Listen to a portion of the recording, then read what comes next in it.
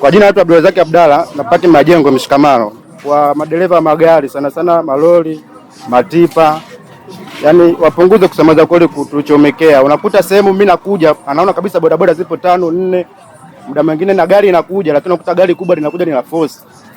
Kwa hiyo linakuta inatusababishia changamoto barabarani. Kwa hiyo wito wote bodaboda na dereva bajaji wenye magari kubwa, gari ndogo, tunawaomba msio mnaendesha ovyo, msio mnaova overtake ovyo. Mnaona kabisa mbele kuna bajaji, kuna pikipiki, mnatu overtake, mwisho wa siku natusababishia na sisi tunaanguka kwenye mitaro.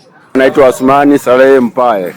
Changamoto yangu kwamba tunaendesha bodaboda tukiwa barabarani, lakini haswa ni madereva wa daladala wakiwa wanataka ku overtake, mwingine ana overtake tu kidogo, afu wewe ukiwa kabla kuna mwendo mkali unaweza ukashangaa umegonga gari.